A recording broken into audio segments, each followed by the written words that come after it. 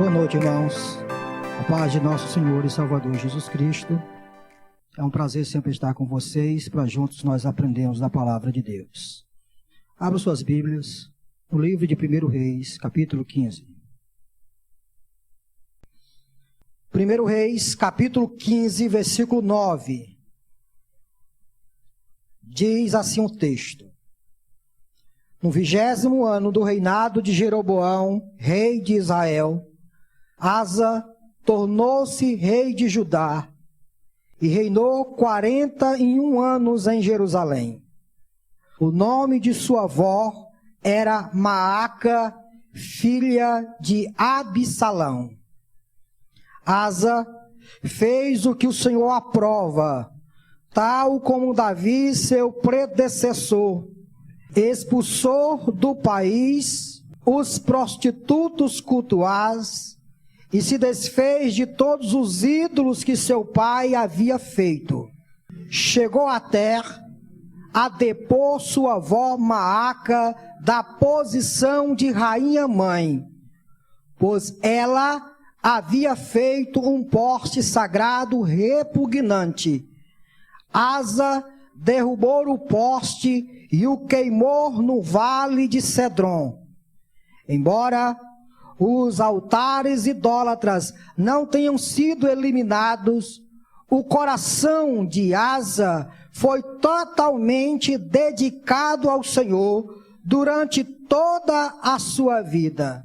Ele trouxe para o templo do Senhor a prata, o ouro e os utensílios que ele e seu pai haviam consagrado. Eu preciso dizer aos que aqui estão, que normalmente não têm nos acompanhado, todos os domingos nós estamos trazendo sermões baseados no livro de 1 Reis. Então nós estamos numa sequência e numa série de sermões chamado Ele nos deu histórias. Hoje é a vez do rei Asa. E no domingo passado, irmãos, todos nós chegamos à conclusão de que o exemplo mau dos pais acabam afetando drasticamente a vida dos filhos. Nós percebemos isso através dos pecados que os pais haviam cometido e pela repetição desses mesmos pecados através dos filhos. Salomão caiu na idolatria, sendo um mau exemplo para Roboão. Roboão, por sua vez, andou no mesmo caminho do pai, pecando contra Deus, caindo em idolatria e, de alguma forma, institucionalizando a idolatria no reino do sul ou no reino de Judá. Roboão morre, Abia, seu filho, sobe ao trono e é pior do que seu pai. Então a gente consegue ver aqui o lastro, a sequência de pecados que é cometido através do mau exemplo de pai para com o seu filho. Os pais vão dando mau exemplo e os filhos que não precisariam do exemplo mau do pai para serem o que são, acabam por impulso dos pais, por ensino dos pais, por negligência dos pais, levando os seus filhos para serem piores do que eles. É sempre assim. Uma geração é sempre pior do que a outra. Esta é uma realidade que todos nós sabemos. Se você tiver o mínimo de honestidade, você chegará à conclusão que a geração em que nós estamos, ela é pior do que a geração passada. E o que iremos dizer da geração que vai vir? Com certeza, esta geração será muito pior do que a nossa que estamos vivendo. No texto de hoje, meus irmãos, nós veremos que a maravilhosa graça acaba arrebentando essa sequência de desgraça que acontece na vida das pessoas. Quando a graça chega, quando a graça se manifesta, ela quebra esse ciclo de desgraças que os homens estão acostumados e habituados e insistem em permanecer na idolatria e no abandono ao Senhor. Quando essa graça é revelada, O homem é despertado do seu mau caminho e começa a manifestar-se da maneira como o nosso Deus quer. Essa é a síntese desse texto. Toda a sequência mal dos pais naturalmente levaria Asa a ser um rei mau, tão quão foi os seus antepassados. Entretanto, a gente precisa ver algumas coisinhas aqui. Primeiro, é que Asa é um homem que nasceu para a desgraça. Decore aí. Asa é um homem que nasceu inevitavelmente para a desgraça. Por quê, pastor? Simples. Porque Asa tem um pai chamado Abias. Leia comigo, por favor, o capítulo 15, versículo de número 8, por favor. 1 Reis, capítulo 15, versículo de número 8. E Abias descansou com os seus antepassados e foi sepultado na cidade de Davi. E o seu filho Asa foi o seu sucessor. Meus irmãos, o texto de Reis pretende exatamente narrar essa sequência de desgraça que um acaba levando para o outro. Como eu acabei de dizer, Roboão foi mau exemplo para Abias, Abias será mau exemplo para Asa. Então Asa nasce exatamente para copiar os exemplos que o seu pai Abias havia dado. Se corrermos aos livros aqui, por exemplo, quando você for começar a estudar o texto que narra as histórias dos reis de Israel, você sempre verá uma frase: tal rei foi tão mau quanto Jeroboão. Tal rei foi tão mau quanto seu predecessor Jeroboão. Um sempre vai desencarrilhar sobre o outro uma desgraça ainda pior. O simples fato, escute o que eu vou dizer, é claro que não é apenas isso, mas o simples fato de Asa ter um pai corrupto, imoral, idólatra e hipócrita. Eu não pretendo aqui repetir o que nós dissemos no domingo passado, mas todos nós já sabemos qual é o perfil de Abias. Se Abias era isso, e logicamente com o seu mau exemplo de idolatria, de hipocrisia, de imoralidade, levará o seu filho a andar em seus mesmos caminhos. Logo, meus irmãos, Asa nasceu num ambiente hostil. Asa não nasceu num lar cristão. Asa não nasceu num ambiente em que o pai era temente a Deus, em que a mãe era temente a Deus e desde cedo ensinou o seu filho no caminho em que devia andar. Percebam que quando você vai ler o livro de Atos dos Apóstolos, Atos narra o momento em que Moisés escolheu viver no sofrimento do que ser chamado filho da filha de Faraó. Teve um momento na vida de Moisés que ele teve que tomar uma decisão. Ou ele escolheria viver como príncipe, ou ele escolheria viver com um povo maltratado, que eram os hebreus. O que ele escolheu? Os hebreus. Viver na ignomia, viver na vergonha. Por quê? Porque alguém havia ensinado ele. Quem criou Moisés? A sua própria mãe. Quem ensinou Moisés a tomar esse tipo de decisão? Quem disse a Moisés que aqueles dois hebreus que estavam brigando eram irmão dele? Quem disse? Sua própria mãe. Diferente de Moisés, Asa nasce num ambiente hostil, num prostíbulo. Claro que não na literalidade do texto, mas Asa nasce num ambiente que não era apropriado para ele manifestar-se como alguém temente a Deus. Por causa disso, a naturalidade da coisa chegará a dizer: filho de peixinho? Peixinho? É. Não é que filho de crente, crente é, irmãos. Como eu disse domingo passado, nenhum de nós precisamos de mau exemplo dos outros para a gente pecar.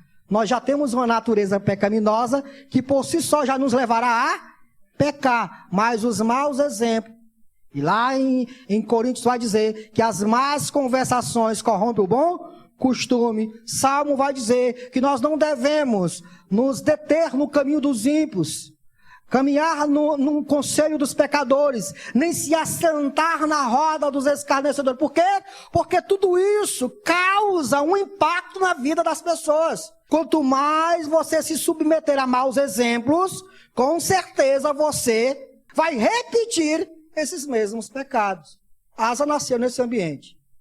E a naturalidade das coisas lhe levaria para a mesma desgraça de Abias, seu pai, que caiu na mesma desgraça de seu pai Roboão, que caiu na mesma desgraça de seu pai Salomão. O caminho está traçado aqui, irmãos. O destino está traçado, a rota está traçada. Esse cara nasceu para dar errado. Nasceu para repetir os mesmos pecados de seu pai. A Asa deveria seguir o ciclo da desgraça passada de pai para filho. Não é que é uma maldição não, irmão. Eu não estou falando sobre isso não, você já sabe disso. Todos nós somos o que somos e todos nós iremos pecar e afrontar Deus através da nossa vida pecaminosa, mas os maus exemplos de pais, e eu não me canso de repetir isso, acabam afetando a vida dos seus filhos. Mas por que ainda Asa é um homem que nasceu para a desgraça? E se você não se atentar ao texto, com certeza essa informação vai lhe passar despercebido. Asa, irmãos, é alguém que é bem possível que ele tenha nascido de um incesto. Por que o senhor diz isso, pastor? Atente-se aí. Versículo 2, por favor. Versículo 2. E reinou 3 anos em Jerusalém. Versículo 2 do capítulo 15. Esse texto está falando de Abias, pai de Asa. Tá bom? Vou ler do versículo 1. No 18º ano do reinado de Jeroboão, filho de Nebate, Abias tornou-se rei de Judá e reinou 3 anos em Jerusalém. O nome de sua mãe era Maaca. Qual era o nome da mãe de Abias? Maaca. Abias era o que de Asa? Pai. O nome da mãe de Abias é Maaca. Logo, quando Abias estava no trono, quem era a rainha mãe, irmãos? Me ajude, por favor. Vocês sabem quem é a rainha mãe? Na monarquia, existe um cargo chamado de rainha mãe. Existe o rei, o príncipe, a princesa. E a rainha mãe exerce essa função, sendo ela a mãe do rei. Quando um rei sobe ao trono, há uma função ali, que a mãe desse rei vai ocupar. Logo ela será chamada de rainha mãe. Escute isso aqui. Quando Abias sobe ao trono de Judá, a rainha mãe passa a ser quem? Maaca. Ah, pastor, o que isso tem a ver? Tem a ver, lá no versículo de número 13, você vai ver uma informação que talvez passa despercebida aos seus olhos. Chegou até, agora está falando de Asa, não é mais de Abias. O texto agora vai falar de Asa, filho de Abias. Chegou até a depor sua avó, Maaca, pela questão da naturalidade, ela era avó de Asa. Avó de Asa. Vá comigo para vocês pegar aqui a minha deixa. Chegou até a depor sua avó Maaca da posição de rainha mãe. Espera aí. Asa sobe ao trono e uma mulher permanece no seu ofício de rainha mãe. Quem deveria ter o ofício de rainha mãe era a mãe de quem? De Asa. Quando Abias sobe ao trono, a mãe de Abias é a rainha mãe. Quando Asa sobe ao trono, a rainha mãe deverá ser a mãe de Asa. Mas o texto diz que enquanto Asa estava no trono, reinando sobre o trono, Maaca era quem? A rainha mãe. Tem um negócio esquisito aqui. Isso aqui é esquisito. É exatamente por causa disso que o autor narra. O autor coloca esse episódio aqui exatamente para mostrar a degradação em que o povo de Deus havia se metido. Isso não é estranho, irmãos. Incesto não era estranho na cultura desta época. É para nós hoje. Para nós hoje, isso é absolutamente estranho. Mas escute aqui algumas informações que eu vou dar a vocês. Existe algo chamado cosmogonia. E o que é isso? É como um povo entende que as coisas foram criadas. O povo de Israel, ele vivia cercado por uma sequência de países que tinham a sua própria cosmogonia. Seu próprio jeito de entender como as coisas foram criadas, como as coisas vieram à existência. Nós, que temos a palavra de Deus como regra de fé para as nossas vidas, nós cremos que existe um Senhor Deus, Criador de todas as coisas, que Ele, com sua palavra, fez com que todas as coisas viessem à existência. Ele disse, haja luz, e a luz hajou. E houve luz. Essa é a nossa crença. Entretanto, os povos vizinhos que cercavam Israel tinham a sua própria compreensão das coisas que vieram à existência. Por exemplo, os gregos.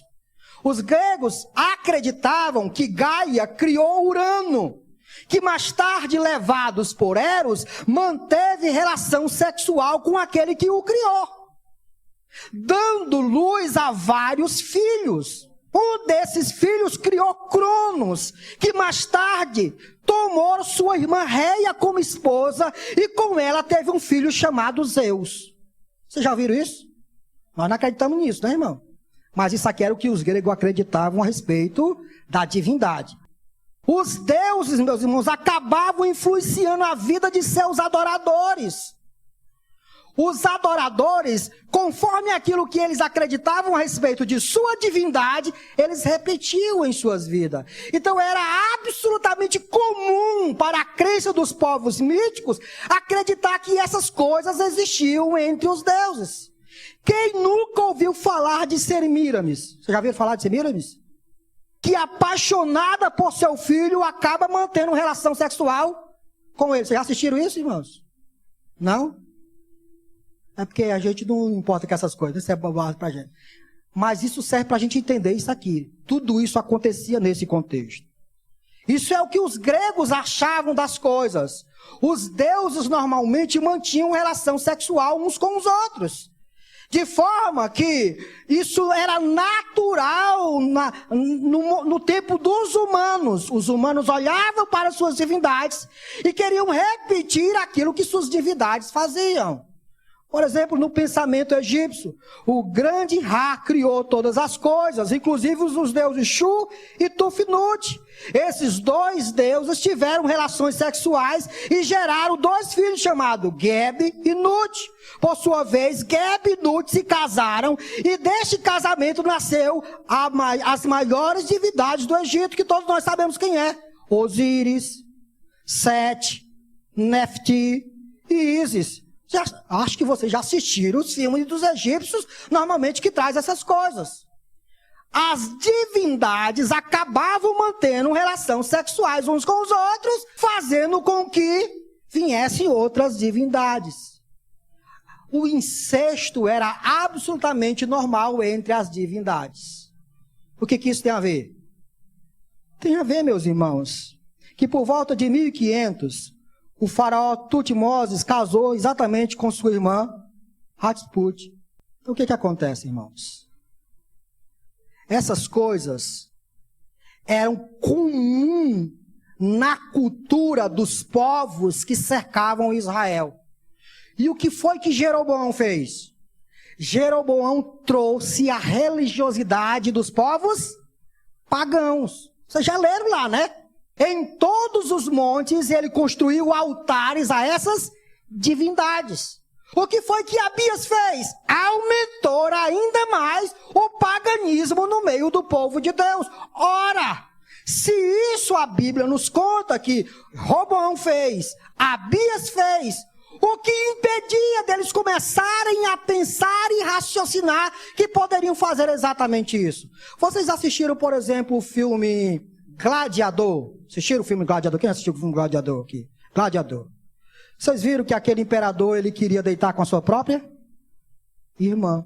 Incesto era absolutamente natural entre os povos míticos. E por que eles faziam isso?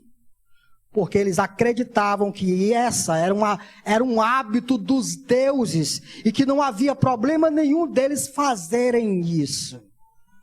E é claro, irmãos, que todos nós sabemos que o incesto foi amplamente proibido por Deus.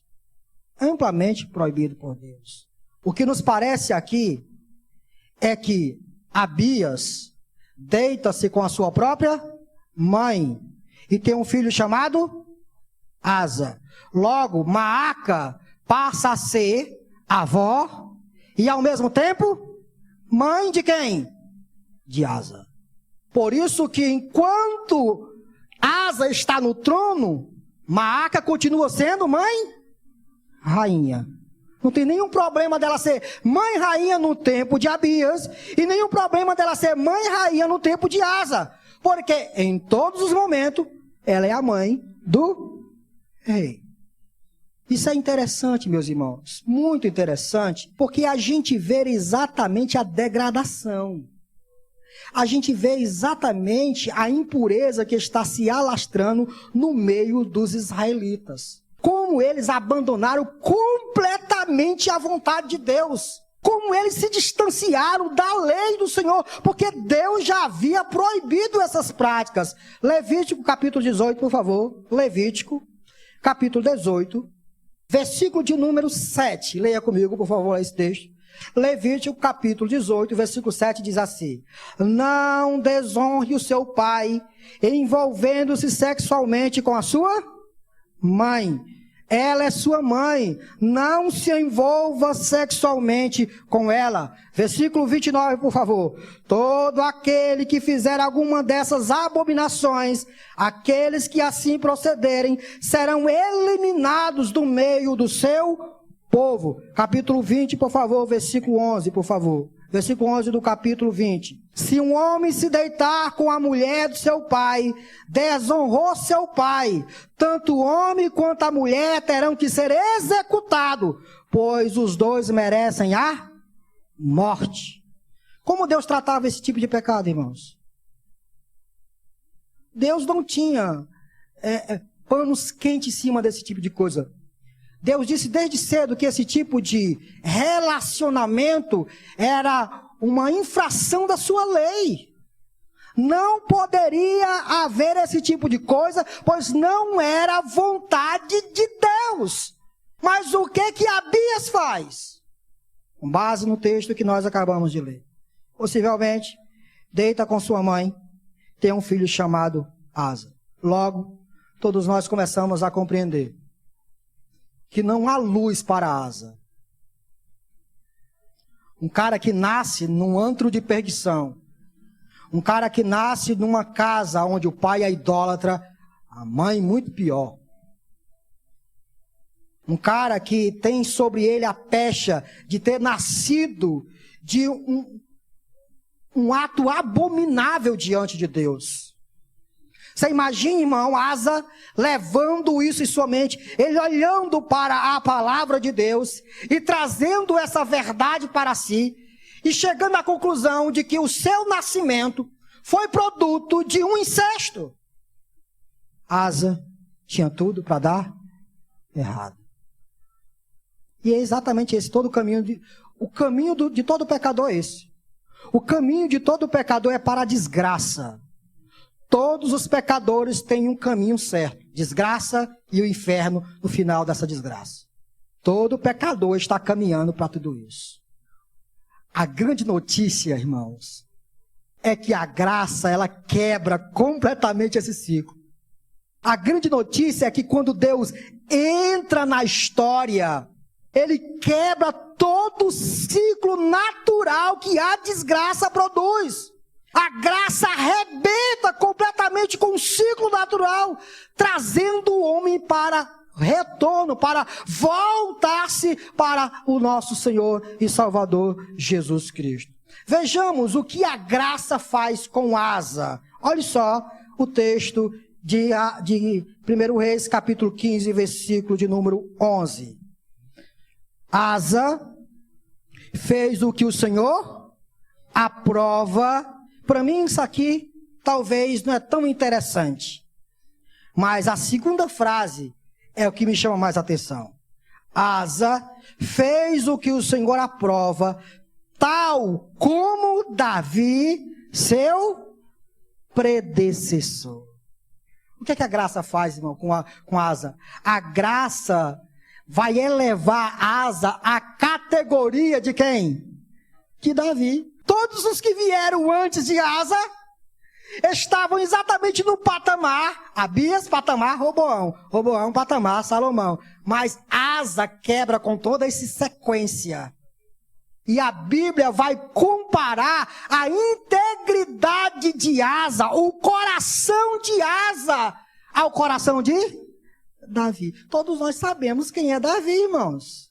Como é que a Bíblia descreve Davi? Davi é o homem segundo o coração de Deus. Sequência natural. Tal pai, tal filho. Asa seria quem? Semelhante a seu pai, Abias. Mas a Bíblia não mostra isso. A Bíblia diz que Asa se diferencia completamente de seu pai, de seu avô, de seu bisavô. E compara esse homem que nasceu para a desgraça a alguém segundo o coração de Davi. Agora, deixa eu chegar a uma conclusão com vocês. Se a Bíblia chama Davi de homem segundo o coração de Deus, e nesse texto a Bíblia diz que Asa é como Davi, é alguém igual a Davi. Se Davi é alguém segundo o coração de Deus, quem será Asa? Alguém também segundo o coração de Deus. Que notícia tremenda, irmãos. É por isso que, enquanto eu estava pregando o sermão passado, e o outro sermão, é claro que a gente via desgraça, a gente via coisa ruim, e eu vinha dizendo assim, se começar errado, vai dar errado. E eu recebi uma mensagem dizendo assim, verdade, pastor, não tem condição de uma coisa começar errado e terminar certo. É verdade. Verdade, no ciclo natural das coisas, não tem como alguma coisa começar errada e dar certa. O grande boom e a grande notícia de todos os tempos é que há um poder miraculoso que quebra toda essa sequência. Não importa, não importa, se não há ninguém em sua família que seja temente a Deus, não importa. Se a graça chegar até você, acaba com toda essa sequência de desgraça. E alguém que nasceu para ir para o inferno será transformado em alguém segundo o coração do próprio Jesus Cristo. É isso que a Bíblia diz, que quando alguém é encontrado pela graça, o Espírito Santo vai transformando a sua vida de forma que ele é transformado de glória em glória. Transformado à imagem do Filho de Deus, chamado Jesus Cristo. Meus irmãos, aquele que é encontrado pela graça, ele podia ser fraco, mas ele se torna forte. Ele podia estar ferido, mas ele acaba sendo curado.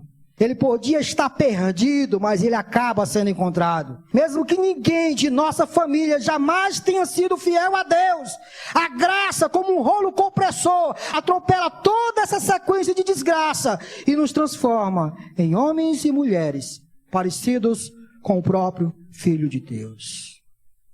Então, se você começou errado e não tem nenhuma perspectiva de que as coisas dêem certo, a graça de Deus te basta. Só o que você precisa é da graça.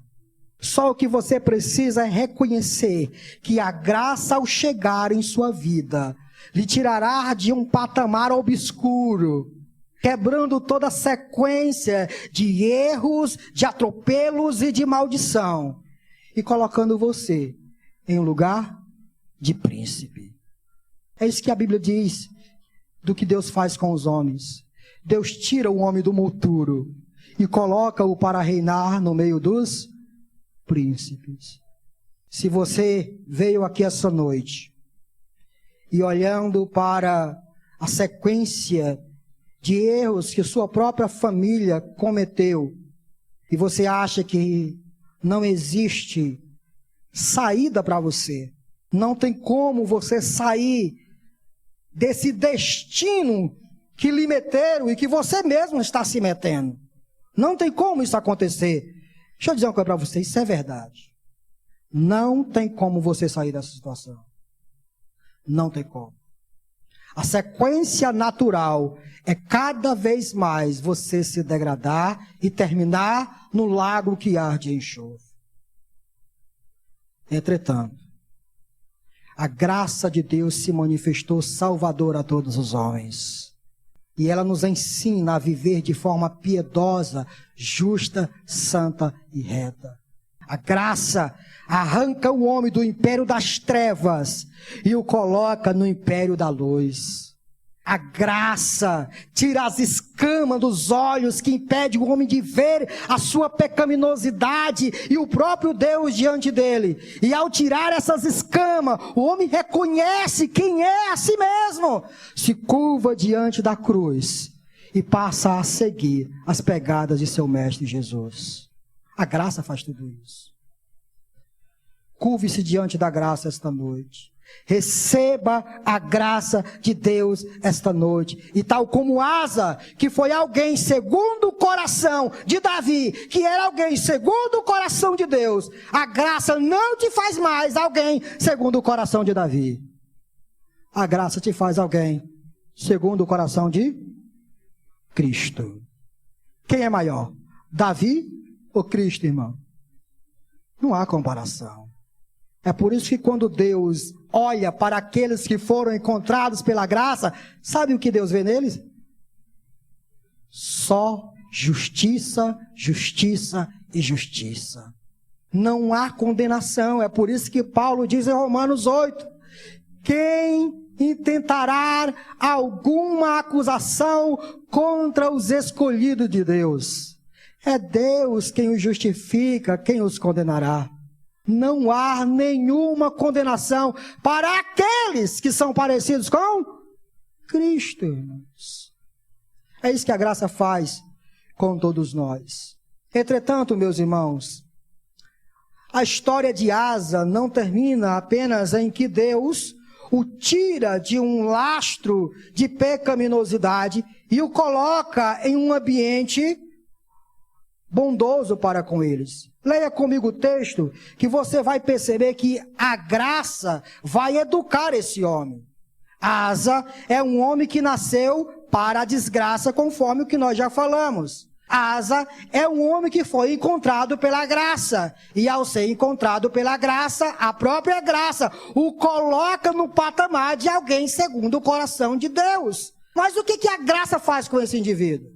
Quais são as atitudes que esse indivíduo vai tomar a partir do momento em que ele é encontrado pela graça? O que Asa faz?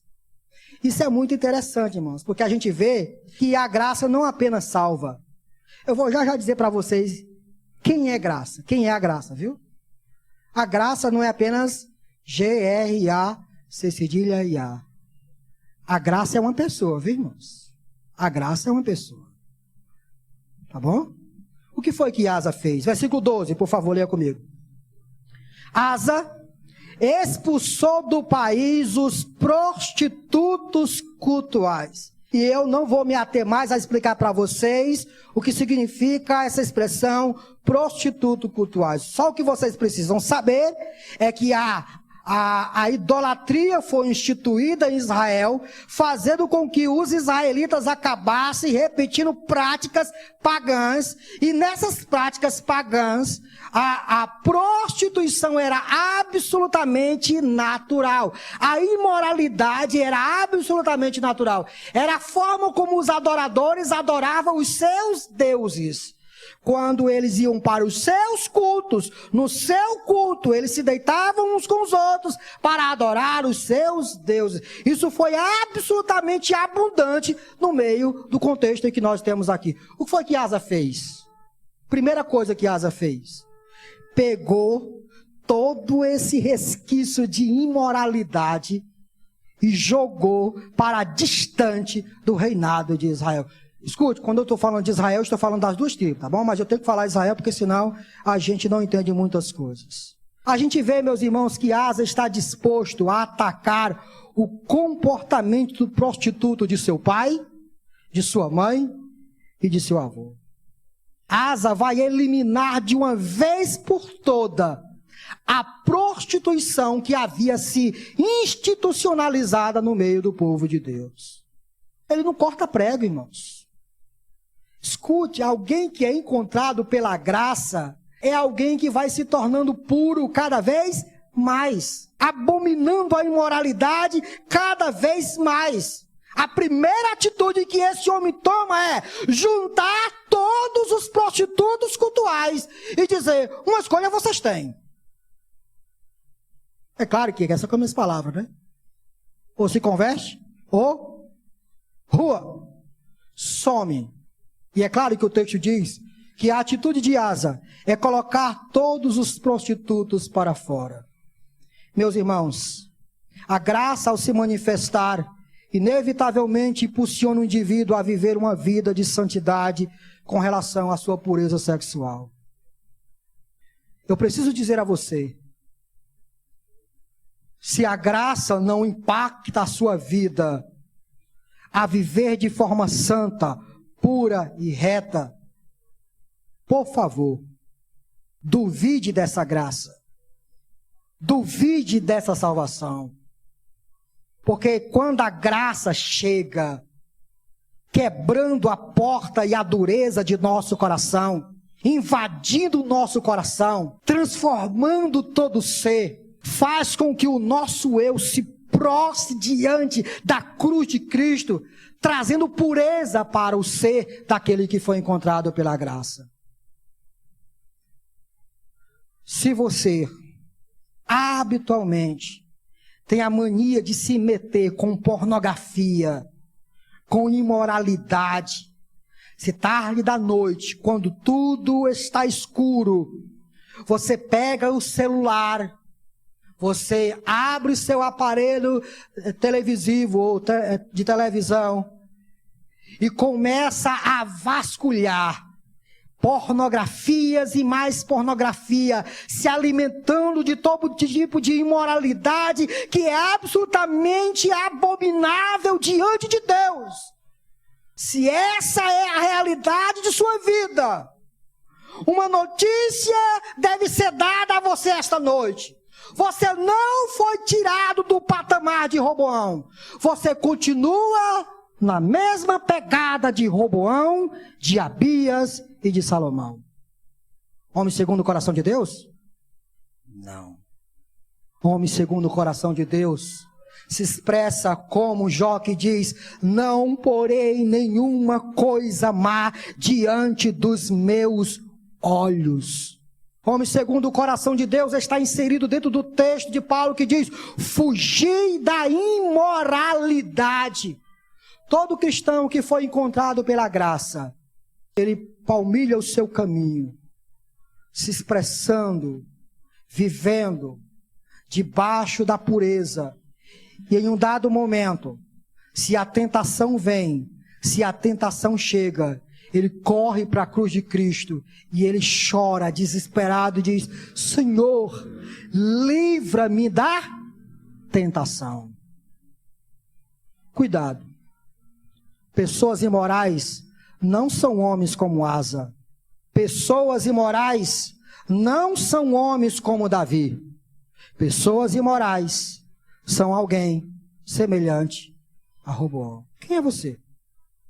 Quem somos nós? Com quem estamos alinhados?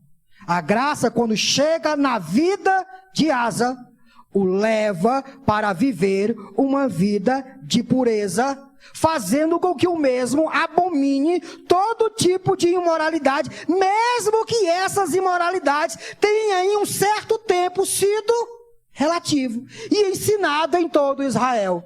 Mas agora não. Agora chegou um homem. Aqui nós estamos diante de um homem, irmãos. De um verdadeiro homem que Israel estava precisando, que se posiciona diante dos imorais e diz: comigo não. Comigo vocês não vão andar. Com o povo de Deus vocês não vão andar. Com quem você anda? Com quem você anda? Quem está perto de você? Quais são as palavras que normalmente chegam aos seus ouvidos e que você vai relevando e relevando? Percebam, abram suas Bíblias lá em 1 Coríntios, por favor. Capítulo 5, por favor. 1 Coríntios, capítulo 5. Versículo 9. Já lhes disse por carta. 1 Coríntios, capítulo 5, versículo 9. Já lhes disse por carta que vocês não devem associar-se. O que é associar, irmão? Me ajudem aí. O que é associar? É manter caminho, estar junto, caminhar junto. Vocês não devem associar-se com pessoas imorais. Com isso não me refiro aos imorais deste mundo. Não dá para você não ter contato, relação com os imorais deste mundo. Não dá.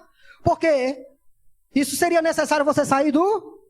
Aonde você chega tem imoral. O que Paulo está dizendo? Entretanto, já lhes disse por carta que vocês não devem associar-se com pessoas imorais. Com isso não me refiro aos imorais deste mundo, nem aos avarentos, aos ladrões ou idólatras. Se assim fosse, vocês precisariam sair deste mundo. Versículo 11. Mas agora, estou lhes escrevendo que não devem associar-se com qualquer que, dizendo-se irmão, seja imoral. Não dá para haver imoralidade dentro da comunidade dos santos. A imoralidade deve ser abominada. Esse tipo de comportamento deve ser desprezado. Quando eu estou falando de imoralidade, eu estou falando de imoral. Eu não estou falando do indivíduo que caiu na imoralidade. Uma coisa é cair na imoralidade. Outra, bem diferente, é ter um comportamento imoral. Alguém que caiu na imoralidade é uma coisa.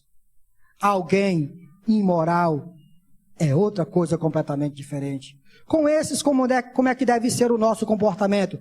Para a asa, bem distante de mim. Para longe do povo de Deus. No meio da comunidade onde Deus habita, não deve haver esse tipo de comportamento. Assim é a igreja. Assim é todos aqueles que foram alcançados pela graça. Seu tipo de relacionamento é puro. Seu tipo de comportamento é santo. Seu tipo de relacionamento é reto. Por quê? Porque a graça ensina essas coisas. A graça é um poder que opera dentro do coração do indivíduo, fazendo com que ele seja puro. Fazendo com que ele seja santo, fazendo com que ele seja reto. Se não há pureza, se não há santidade, se não há retidão, não houve graça. Mas vamos continuar o texto. Veja o que Asa ainda fez, irmãos. A partir do versículo 12, a Bíblia diz assim: expulsou do país os prostitutos cultuais e se desfez de todos os ídolos que seu pai havia feito. Todos nós sabemos da institucionalização da idolatria que Roboão havia feito para com Israel. O que Asa faz? Pega todos esses ídolos, quebra-os, queima-os e joga no vale de Cedron. Você se lembra da atitude de Moisés, irmãos? Quando Moisés sobe no Monte Horebe e lá passa 40 dias, e de repente o povo acha que Moisés não vai voltar e diz: Arão, Moisés não volta mais. Nós queremos um Deus. Nós queremos que tu construa um Deus para nós, que faça com que nós voltemos para o Egito. O que Arão faz? Constrói um bezerro de ouro. E a Bíblia diz que lá enquanto Moisés estava em cima do monte, pobrezinho, meu Deus, lá, intercedendo pelo povo e recebendo as 2 tábuas da aliança. O povo lá embaixo estava caindo na idolatria, imoralidade e fornicação, cercando a divindade pagã, o bezerro de ouro. Eles cantavam: eis aí os deuses que nos tiraram do Egito, e agora ele vai nos levar de volta para lá. Moisés, lá em cima do monte, ouviu uma palavrinha de Deus dizendo assim: desce, teu povo já se desviou. Perceba o que Deus diz? É teu povo, meu não é não. Teu povo está na idolatria. Desce e resolve lá. A Bíblia diz que Moisés desce do monte, para um pouquinho, e você já conhece toda a cena. Ele joga as tábuas da aliança no bezerro de ouro, quebra o bezerro de ouro, despedaça o bezerro de ouro, transforma em um líquido e coloca para o povo: bebam seus imorais, bebam seus idólatras, não pequem contra o vosso Deus. Tal como Moisés, Asa está do mesmo jeito. Diante da idolatria, Asa não releva absolutamente nada. Asa não passa panos quentes. Asa não passa a mão em cima da idolatria, não. Asa derruba todos os ídolos que o seu pai havia construído. Isso por causa de quê, irmão? Porque é isso que a graça faz, irmãos. A graça, quando chega no coração do indivíduo, derruba todos os ídolos pagãos, destrona todos eles de lá e faz com que no coração do indivíduo só haja espaço para um Deus.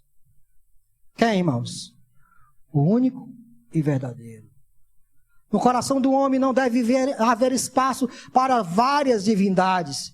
No coração do homem só há espaço para o único Deus verdadeiro. E eu quero que vocês durmam com esse texto de Tito, capítulo 2, versículo 11, por favor. Tito, capítulo 2, versículo 11. Veja o que a graça faz. Tito 2 e 11 diz assim: porque a graça de Deus se manifestou salvadora a todos os homens. E o que ela faz, Paulo? Bom, ela nos ensina a renunciar à impiedade.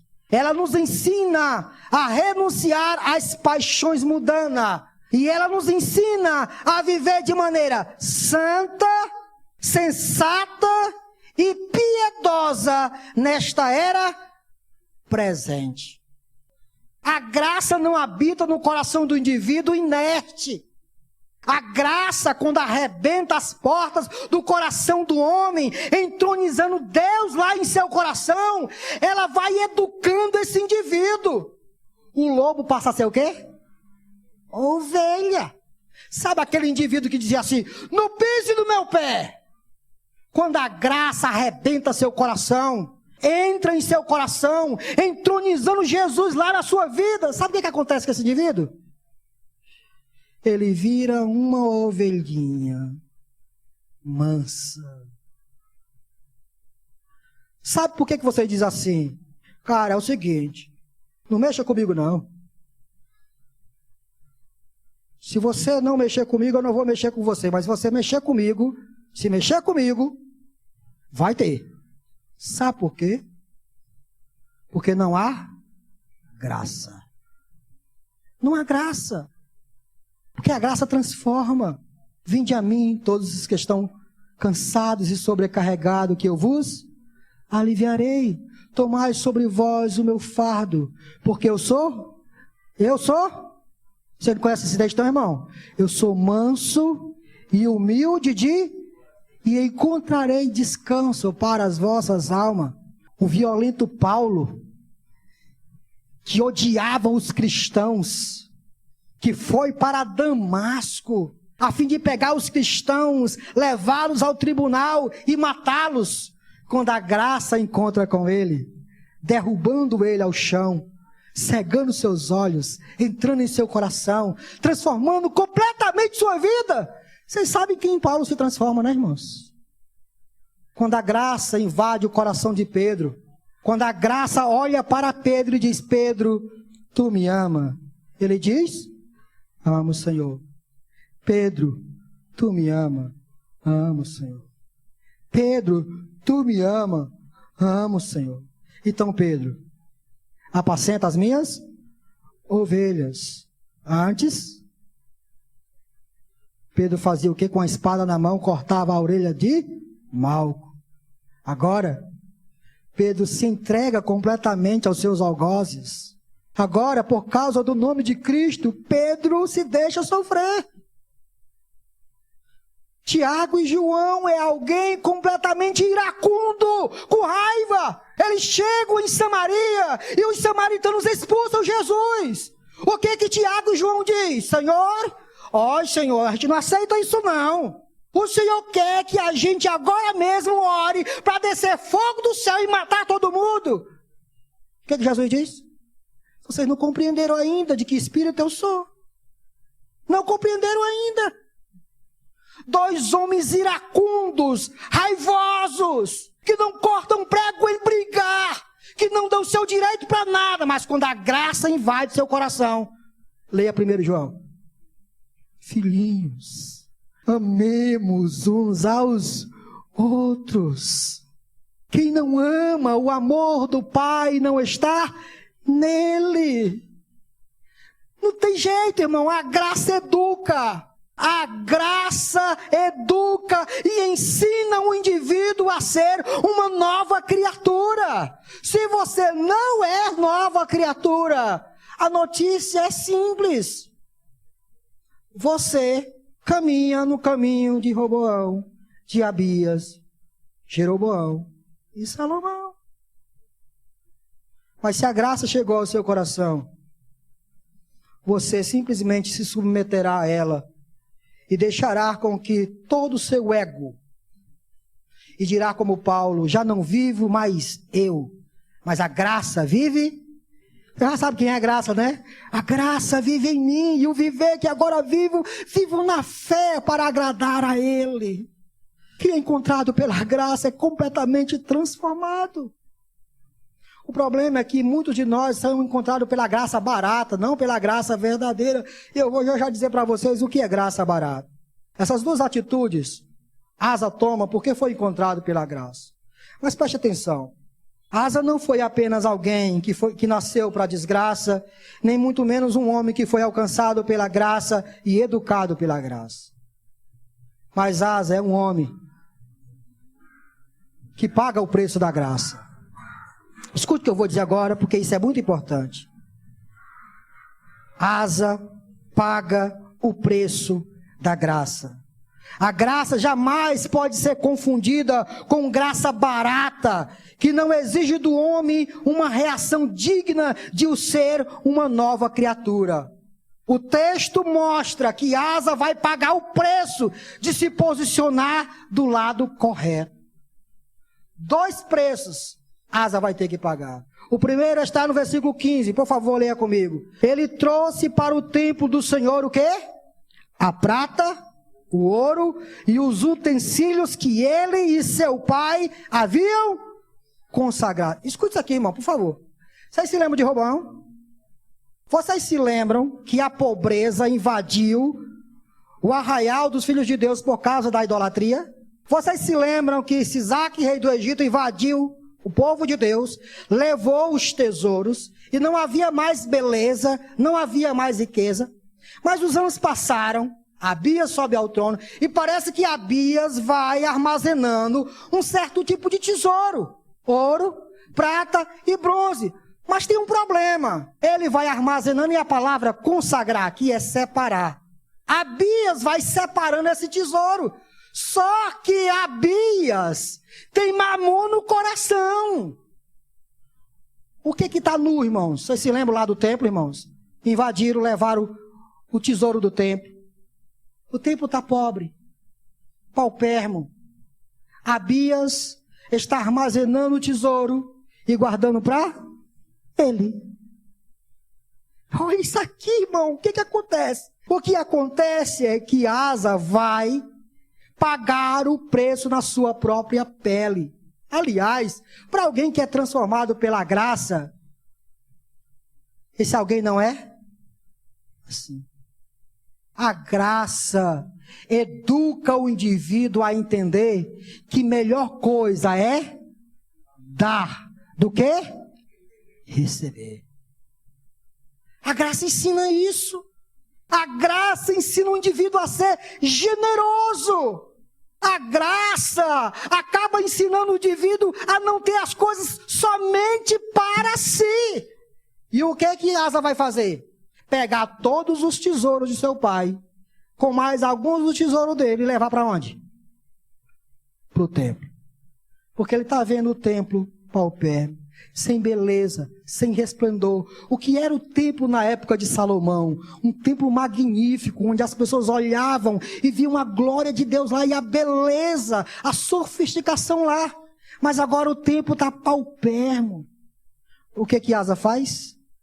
Todos os seus tesouros e todo o tesouro do seu pai e leva para o Senhor.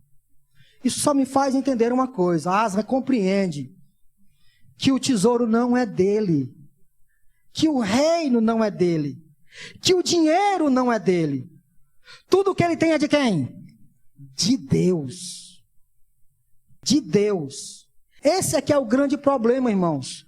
Quando nós estamos diante de pessoas avarentas, e eu não estou falando de pessoas prudentes. Prudência é uma coisa, avarento é outro.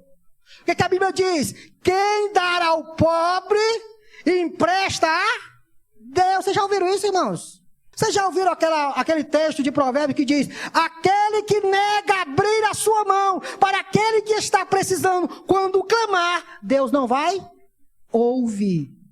Por quê, irmão? Porque esse indivíduo não entendeu que as riquezas do mundo foram dadas a nós para que nós possamos compartilhar. Ter tudo em comum. Quem não entende isso, tem mamon no coração.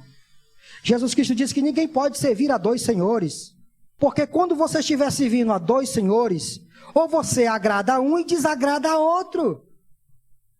Todos nós batemos hoje no nosso peito e dizemos: nós somos diferentes desta geração, porque nós não nos curvamos diante de imagem, de escultura, mas está aí teu coração.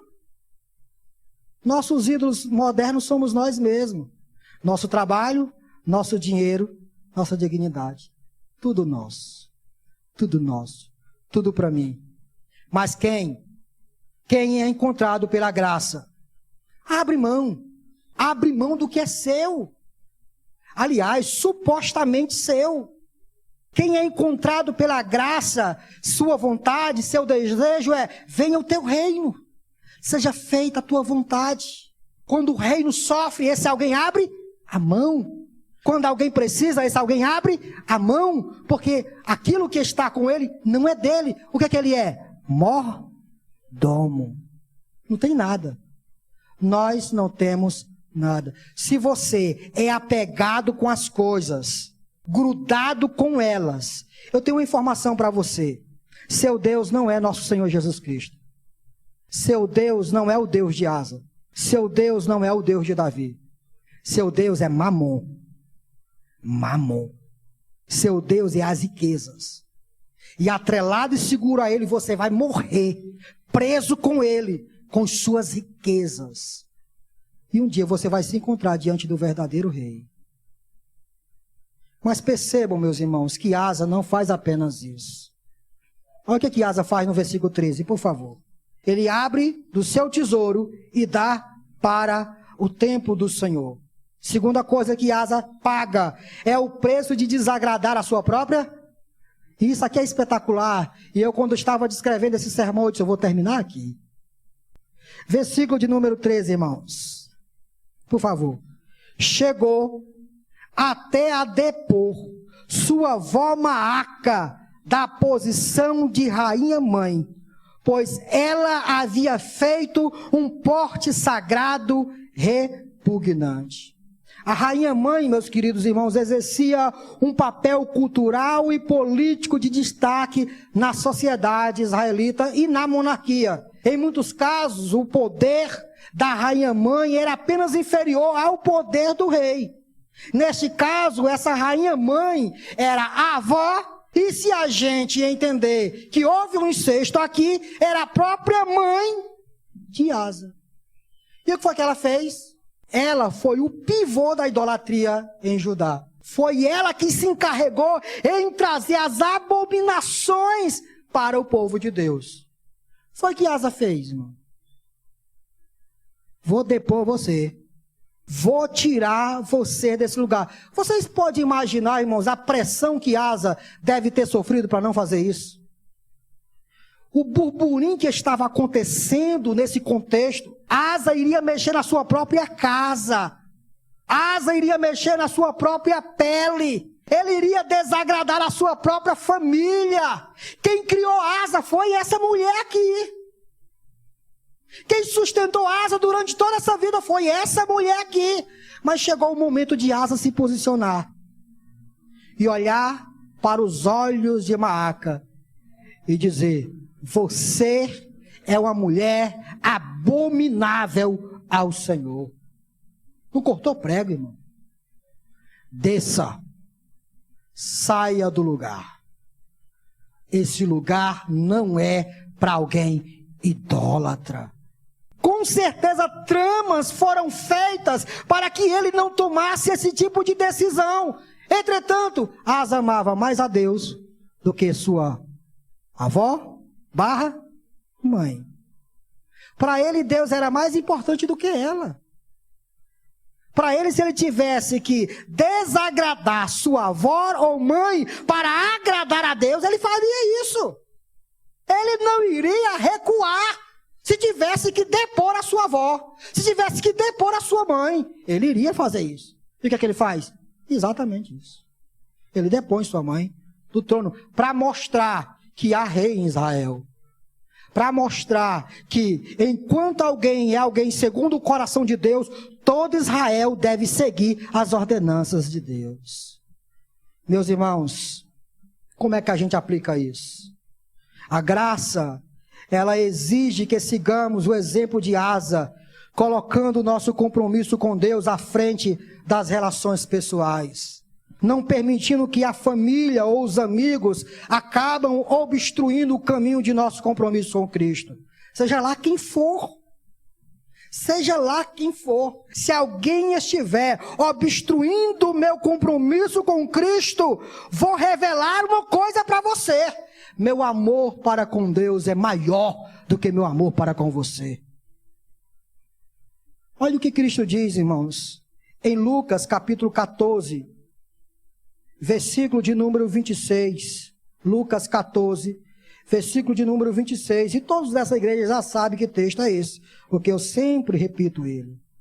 Se alguém vem a mim e ama o seu pai, sua mãe, sua mulher, seus filhos, seus irmãos e irmãs, e até a sua própria vida, mais do que a mim, não pode ser meu discípulo. A graça exige compromisso vital com Cristo. A graça exige que se os seus compromissos com quem quer que seja obstrua seu compromisso com Cristo, esse compromisso deve ser quebrado, posto por terra. Inevitavelmente vai acontecer isso nos laços familiares. Quando um pai resolve disciplinar a filha porque ela está pecando contra Deus, é possível que essa filha vá ficar com raiva do pai por causa disso. Quando a mulher resolve disciplinar o esposo e exortá-lo porque ele está andando em caminhos tortuosos, é possível que esse esposo irá ficar com raiva dessa mulher por causa de atitude como essa. Mas quem foi encontrado pela graça não reda pé. Quem foi encontrado pela graça não é semelhante, irmãos, ao sacerdote Eli, que por causa do amor aos seus filhos, quebra seu compromisso com Deus. Quem foi encontrado pela graça é como João Batista.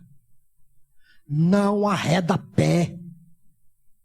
Não arreda pé. Diante do pecado, diante da imoralidade, diante de qualquer coisa, diante de membro de sua família, com gentileza, com educação. Você pode andar nos caminhos que você quiser, mas isso é uma clara demonstração de rebeldia para com Deus, Criador dos céus e da terra. E se você não se arrepender dos seus pecados, você caminhará no caminho de desgraça, que culminará no lago que arde em enxofre. Pastor, mas eu não quero fazer isso. Amém. Isso significa que para você vale mais relacionamento com quem quer que seja do que seu relacionamento com Cristo. Porque a graça exige posicionamento. A graça exige que homem e mulher, criança, jovem e adulto, se posicione. Por quê? Porque Cristo disse, aquele que se envergonhar da graça de mim, diante dos homens, eu também me envergonharei dele, diante de meu Pai e dos santos anjos que estão nos céus. Termino dizendo o seguinte: a graça que eu acabei de lhes apresentar custa muito caro. Ela é um tesouro escondido no campo pelo qual as pessoas vão vendendo tudo o que têm para encontrar esse tesouro.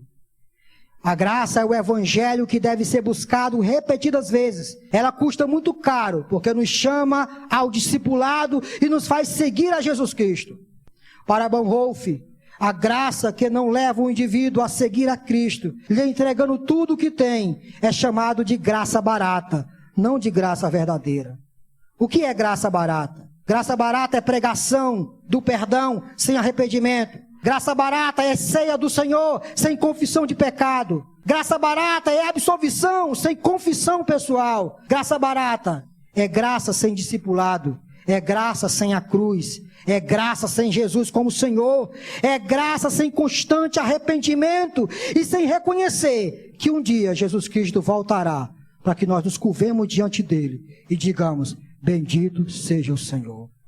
Se você não mudou sua vida e frequenta uma igreja, continua nas mesmas impurezas, não há graça, não há graça, não há graça.